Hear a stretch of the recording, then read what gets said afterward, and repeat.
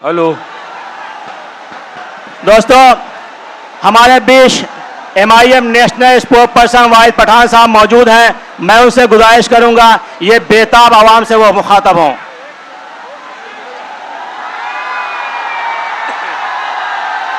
नारे तकबीर! नारे तकबीर! नारे रिसालत! नारे रिसालत!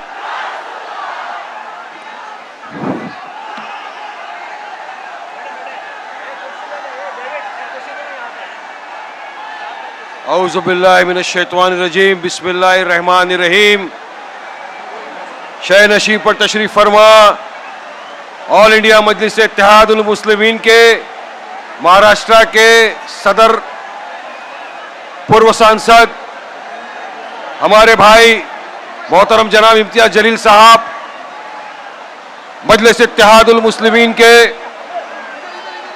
हाजी हमीद साहब, रफत साहब, आरिफ भाई, बिलाल जलील साहब, मजलिस इत्तेहादुल मुस्लिमीन के तमाम जिम्मेदारान और यहां पर मौजूद इस भारी बारिश में, इस तूफानी बारिश में जिगर वाले मेरे दोस्त, मेरे भाई, मेरे बुजुर्ग और ये वर्सोवा मुंबई की आवाम को तहे दिल से सलाम है। आज आपका ये जज्बा देखकर, ये बरसात में इतना बड़ा सरों का समंदर देखकर एक चीज तय हो गई कि अल्हम्दुलिल्लाह अब मेरा भाई जाग चुका है। ये हौसला, इतनी बारिश में यहां पर आपका आके रुकना, मुझे जानकारी के हिसाब से 2 घंटे से मुसलसल बारिश हो रही है और मुझे यह पता चला कि वारिस भाई एक भी अपना भाई यहां से हटा नहीं है, ना मेरी कोई बहन यहां से हटी है, ना कोई बच्चा यहां से हटा है, ना कोई बुजुर्ग यहां से हटा है। क्योंकि मुझे पता है, मैं जानता हूं आप सब आए आज एक ऐसी चीज के लिए, एक ऐसे शख्स को सुनने जो वाहिद आपकी हमारी आवाज है। थोड़ा सा शांति से सुनेंगे मेरे भाई, बहुत अच्छी से बात समझ में आएगी।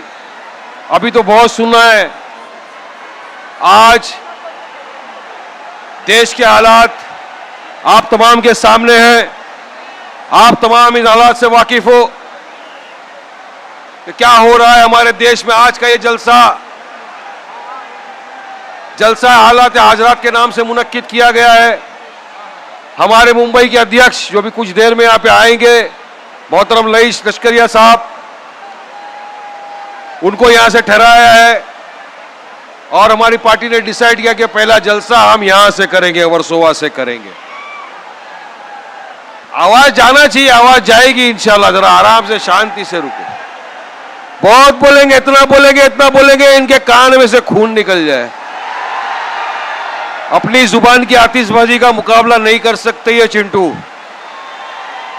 जैसा कि आपने पिछले दिनों में देखा, महाराष्ट्र में चुनाव आ रहे हैं तो कुछ सियासत पार्टी, खासतौर से बीजेपी और RSS, जिनको अपनी कुर्सी डगमगाती हुई दिख रही है, जिनको डेवलपमेंट विकास के नाम पे कोई सवाल करे तो जवाब नहीं है, जिन्होंने 10 साल सत्ता में रहकर कोई काम नहीं किया तो उन्होंने फिर से अपनी पुरानी ओछी हरकत शुरू कर दी। और कौन सी हरकत है ये आप तमाम जानते हैं। ये दंगा फसाद, ये वो गाय इस पे आ गए ये, जिसका नमूना ये है, सबूत ये है इस बात का कि चाहते हैं कि किसी भी तरह से हम भड़काएं लोगों को। हम भड़कते नहीं, हम तो संविधान को मानते, कायदे कानून का पालन करते, कायदे कानून के दायरे में रहकर अपनी बात को रखते हैं।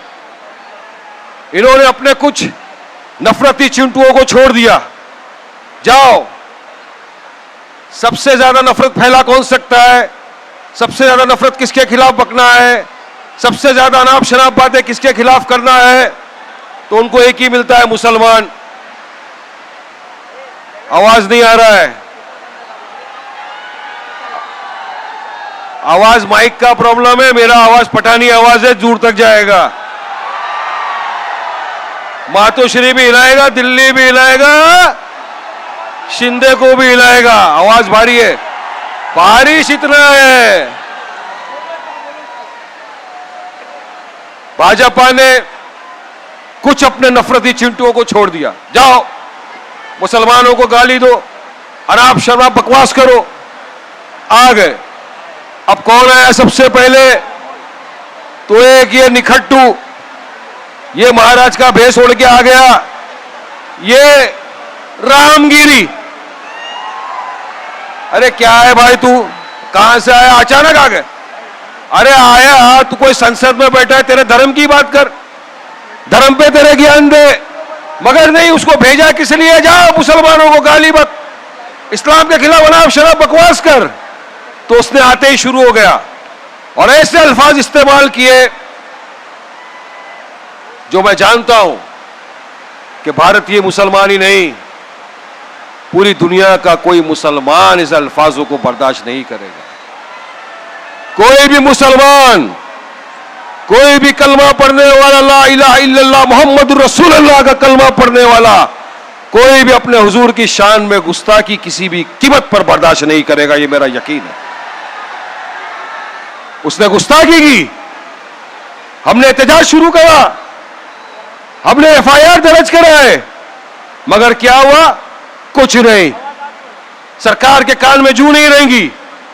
यहां तक हो गई बात कि महाराष्ट्र के मुख्यमंत्री शिंदे साहब के स्टेज पर वो आके बैठता है और महाराष्ट्र के मुख्यमंत्री शिंदे बोलते हैं कि मैं बैठा हूं, देखता हूं कौन रामगिरी का बाल बांका कर सकता है। ऐसे अल्फाज इस्तेमाल किए गए। उसके बाद एक और चिंटू, इतना सा स्कूल बॉय, चड्डी बनियान, नाटा, नन्ना, नन्ना मुन्ना, चॉकलेट बॉय, बच्चा, अमूल, छोटा टिनी, छोटा टिन का डब्बा, छोटा लॉलीपॉप, छोटी चॉकलेट, छोटी चड्डी, ज्यादा नहीं बोलूंगा। वो आ गया। क्या बोल रहा भाई तू आके? अगर किसी मुसलमान ने रामगिरी के बारे में कुछ कहा तो मस्जिदों में घुसूंगा, चुन चुन के मारूंगा। देख बेटा, बाजू में मस्जिद है, आजा बेटा। आएगा तो तू दो टांग के ऊपर, मगर जाएगा तो तू स्ट्रेचर के ऊपर। हमारे 5-5 साल के बच्चे कान के नीचे इतनी सटासट मारेंगे, अक्ल ठिकाने आ जाएगी। इसलिए क्या बोलते हैं, पहले तो हमको छेड़ो मत, और छेड़ोगे तो छोड़ेंगे भी नहीं। छेड़ा हमको, एफआईआर किया, कुछ नहीं हुआ। फिर आंटी के बाद आ गए नन्ना मुन्ना लॉलीपॉप, छोटा चिंटू, पजामे के जितना। फिर आगे बोला 24 घंटे में सारे मुसलमानों को खत्म कर देंगे, बता देंगे किसकी कितनी ताकत है। क्या करेगा भाई? अबे क्या हम लोग चूड़िया उड़िया पहन के बैठे हैं? मुसलमान डरता किसी के बाप से नहीं है। ये तो कायदे कानून का पालन करते हैं, संविधान को मानते हैं, इसलिए खामोश रहते हैं। हमारी खामोशी को हमारी कमजोरी मत समझना बेटा। संविधान को हम मानते, कायदे कानून का पालन करते। तुम जैसे नहीं है, संविधान की धज्जियां नहीं उड़ाते। एफआईआर हो गए, कुछ नहीं हुआ, कोई बोलने को तैयार नहीं, कुछ करने को तैयार नहीं। तमाम ये सेक्युलर मुख्तलिफ सियासत पार्टियां जो है, जिनको हमने भर भर के वोट दे दिए, सब खामोशी इख्तियार करके बैठ गए, कोई आगे आने को तैयार नहीं था। ऐसे में एक आवाज गूंजी औरंगाबाद से हमारे इम्तियाज जलील साहब की। इम्तियाज भाई ने कहा, सुन लो शिंदे सरकार, 5 दिन में अगर तुमने इनको गिरफ्तार नहीं किया तो हम आएंगे मुंबई, आपको देंगे संविधान और बताएंगे कि संविधान इक्वालिटी की बात करता है, एकता की बात करता है, कायदे कानून की बात करता है। हमने कहा, हमारे मुफ्ती सलमान अजहरी साहब, उन्होंने किसी के बारे में कुछ नहीं बोला, किसी के दिल को आट नहीं पहुंचाई, किसी के दिल को नहीं दुखाया। एक अशार पढ़ा, सरकार ने उनको उठा के जेल में डाल दिया।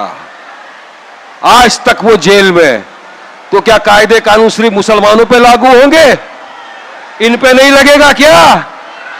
संविधान तो इक्वलिटी की बात करता है, एकता की बात करता है, मगर नहीं हुआ। 5 दिन बीत गए, इम्तियाज भाई ने कहा अब हम निकलेंगे, मुंबई चलेंगे। चलो मुंबई का नारा दिया, तिरंगा लहरी लहरी का नारा दिया। हम मुंबई चलो, तिरंगा रैली निकाल के चलेंगे। सबको दावत दी, सबको लेटर लिखे, तमाम तंजीमों को लेटर लिखे, तमाम मुख्तलिफ सियासत पार्टी के लीडरान को लेटर लिखे, उनके जहां जहां भी प्रेसिडेंट कार्यकर्ता थे सबको लेटर लिखे। कहा आओ, अरे हम तो तुम्हारे पीछे चलने को तैयार है, आप इस मुद्दे पर तो बोलो। यह सियासी मुद्दा नहीं है, यह मेरे हुजूर की शान का मुद्दा है, यह गुस्ताखे रसूल को सजा देने का मुद्दा है, यह गुस्ताखे रसूल को जेल में डालने का मुद्दा है, यह मुसलमान की आन बान शान का मुद्दा है। आओ उतरो हमारे साथ, हम आपके पीछे चलेंगे। नहीं आए, मगर यकीन मानो 23 तारीख का जब रैली का अनाउंसमेंट किया, सुनो सुनो, नारे बहुत लगाएंगे, बहुत नारे लगाएंगे। 23 को निकले, आप यकीन मानो फजर की नमाज पढ़ के जब औरंगाबाद से काफिला निकला, हम लोग देख रहे थे लाइव वीडियो पे, पब्लिक आते जा रही है, एक सरों का समंदर। जब समुद्री एक्सप्रेस पर पहुंचा तो ऐसा लग रहा था क्या दिख रहा है ये माजरा। हर वो मोमिन मुसलमान जिसके दिल में अपने हबीब मोहम्मद मुस्तफा सल्लल्लाहु अलैहि वसल्लम की मोहब्बत थी, वो उतर आया साथ में। सबका एक ही नारा था, चलो मुंबई, लब्बैक लब्बैक लब्बैक या रसूल अल्लाह, लब्बैक लब्बैक लब्बैक या रसूल अल्लाह, लब्बैक लब्बैक लब्बैक या रसूल अल्लाह। नारा लगाते हुए काफिला निकला, नारा लगाया, तेरा मेरा रिश्ता क्या, तेरा मेरा रिश्ता क्या, तेरा मेरा रिश्ता क्या। नारे लगाते हुए काफिला आ गया, इनकी नींदें हराम कर दी हमने। कोई तो था मर्दे बुझाई इजाजत कॉल दिया और सब आ गए। यकीन मानिए 10,000 से ज्यादा गाड़ियां सड़कों पर थी, 15,000 के करीब मोटरसाइकिलें, 6 से 7 लाख के करीब पूरी पब्लिक जनता रास्ते के ऊपर उमड़ आई थी। मैं आपको बताना चाहता हूं,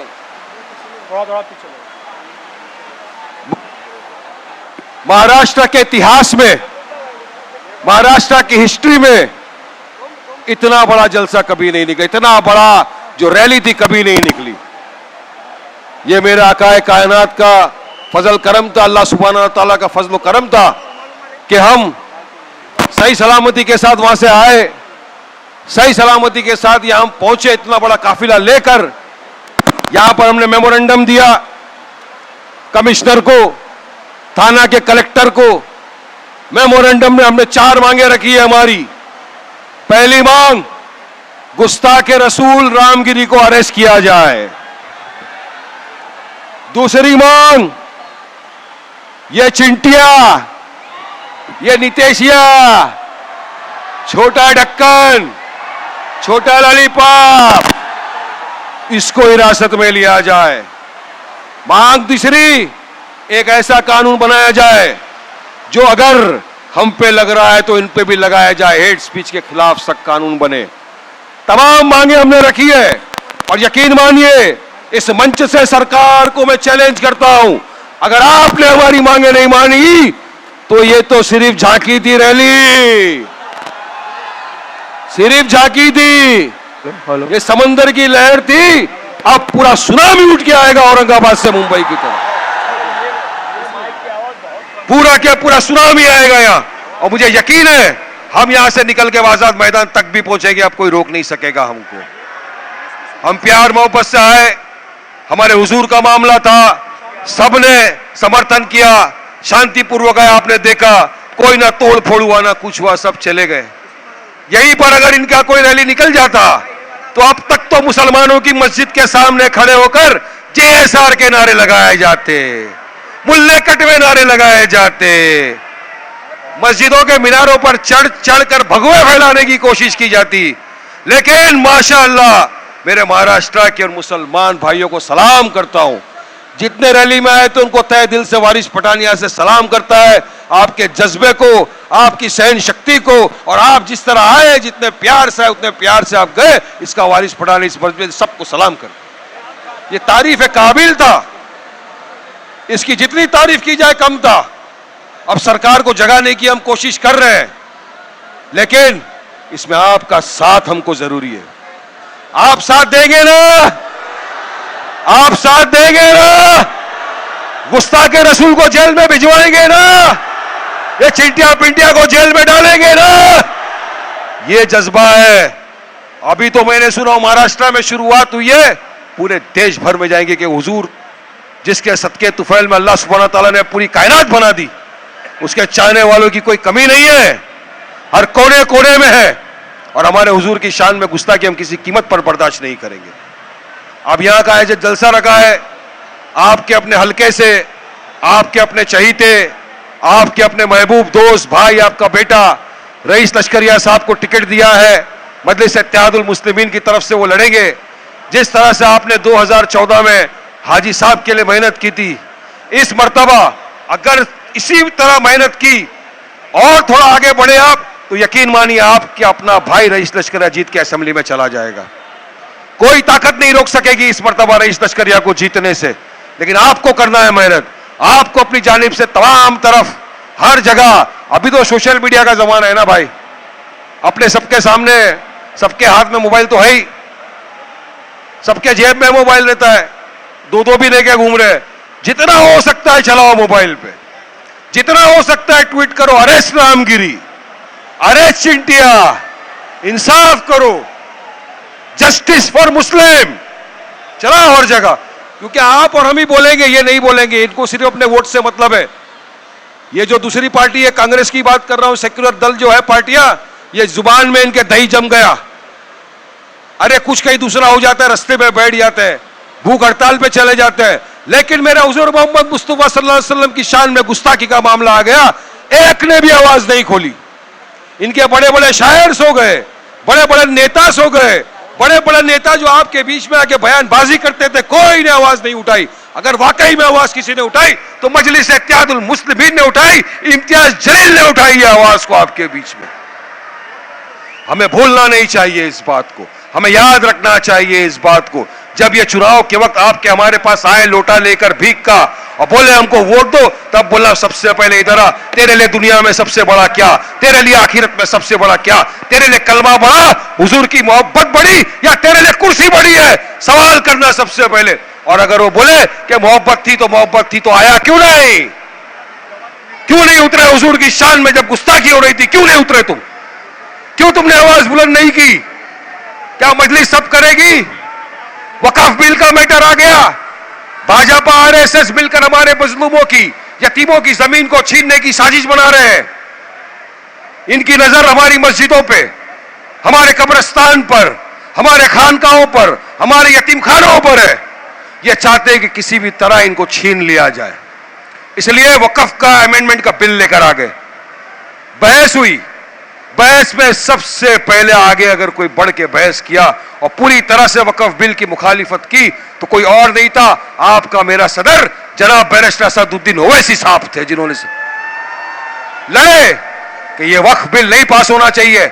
अगर यह वक्फ बिल पास हो गया तो हम मुसलमानों की, हमारी बेवाओं की, विधवाओं के, अनाथों की जमीनें छीन जाएगी। ये सरकार की नीयत। जेपीसी का गठन हुआ, एक कमेटी बनी है, कमेटी के अंदर हियरिंग हो रही है, और जब ऑब्जेक्शन डालने की बात है, हमने कहा वक्फ बिल के अगेंस्ट में ऑब्जेक्शन डालिए। All India Muslim personal law board ने एक वेबसाइट निकाली, एक क्यूआर कोड निकाला, कहा आप ऑब्जेक्शन डालिए, और यकीन मानिए 15 दिन का टाइम था, करोड़ों के हिसाब से ऑब्जेक्शन डाले गए उसमें, करोड़ों के हिसाब से। क्योंकि हम सब चाहते हैं हमारे वक्फ की हिफाजत करना, हमारी जमीनों की हिफाजत करना, हमारे यतीमों की, हमारी बेवाओं के हक की हिफाजत करना। यही हमारा धर्म है, यही हमारा फर्ज है, हम ये चाहते हैं।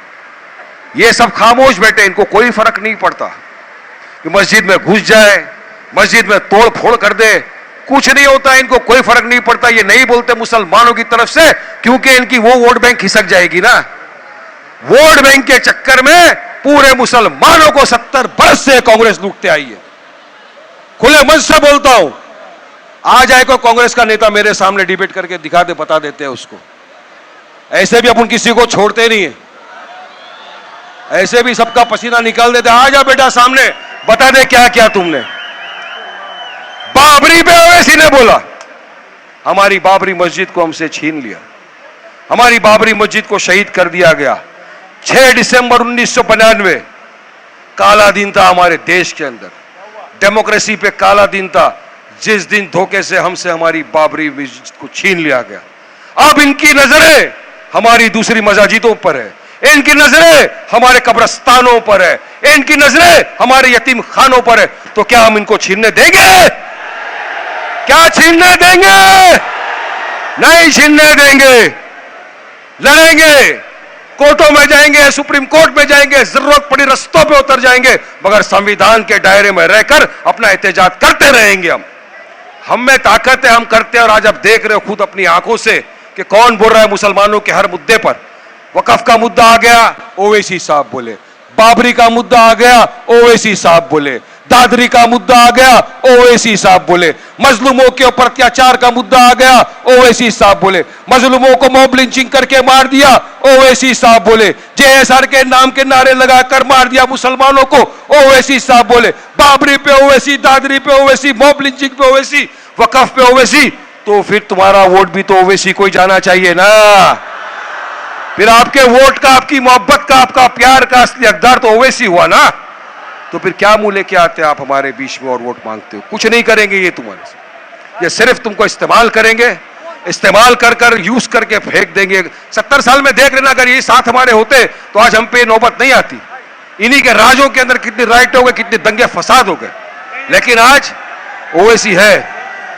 2 मिनट शांत रहो, मैं देख रहा हूं ओवैसी साहब का काफिला आ रहा है। काफिले को आ जाने दो, शांति रखो। जब तक नारा लगा दे अपना वाला, नारे तकबीर, नारे तकबीर, नारे तकबीर। तेरा मेरा रिश्ता क्या, तेरा मेरा रिश्ता क्या, तेरा मेरा रिश्ता क्या। लब्बैक लब्बैक लब्बैक या रसूल अल्लाह, लब्बैक लब्बैक लब्बैक या रसूल अल्लाह।